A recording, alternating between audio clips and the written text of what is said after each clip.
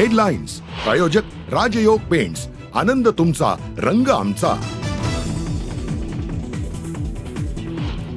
सैफ अली खान हल्ला प्रकरणी आणखी एक संशयित आरोपी ताब्यात। आकाश कनोजियाला छत्तीसगडच्या दुर्ग स्थानकात आरपीएफनं घेतलं ताब्यात। मुंबई पोलीस छत्तीसगडला जाणार।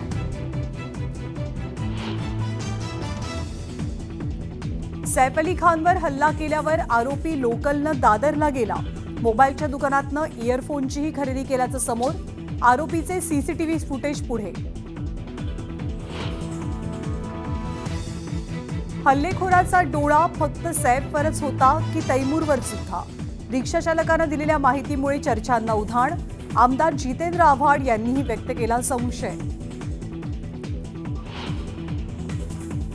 वाल्मिक कराड आणि विष्णू चाटे यांच्या जामीन अर्जावरती आता 20 जानेवारीला पुढची सुनावणी। आरोपीच्या वकिलानं पुढची तारीख मागितल्यामुळे न्यायालयानं मुदत वाढवली। वाल्मिक कराडचे पुण्यामध्ये आणखी 2 फ्लॅट्स। हडपसरच्या अनोरा पार्कमध्ये कराडच्या पत्नीच्या नावे कोट्यवधींचे 2 फ्लॅट्स असल्याची माहिती, तर सोलापुरात दुसऱ्या पत्नीच्या नावे 36 एकर शेतजमीन। माळशिरसच्या उत्तम जानकर यांनी निवडणूक आयोगाकडे सोपवला आमदारकीचा राजीनामा। बॅलेट पेपरवरती मतदान घेण्याच्या मागणीसाठी जानकरांचा राजीनामा। राज्यभरातील 4000 बहिणींची योजनेतनं माघार। फेरपडताळणीच्या हालचाली आणि भुर्दंडाच्या धास्तीमुळे श्रीमंत लाडक्या बहिणींनी अर्ज माघारी घेतल्याची चर्चा। बीडमध्ये सरपंच महिलेकडे खंडणीची मागणी करत दिली जीवे मारण्याची धमकी। सरपंच महिलेने दिला आत्मदहनाचा इशारा।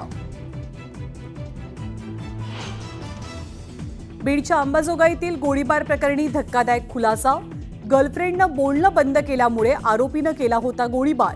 आरोपी अटकेत।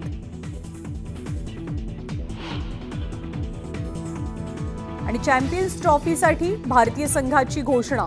कर्णधारपदी रोहित शर्मा कायम, शुभमन गिल उपकर्णधार, तर मोहम्मद शमीचं संघात पुनरागमन।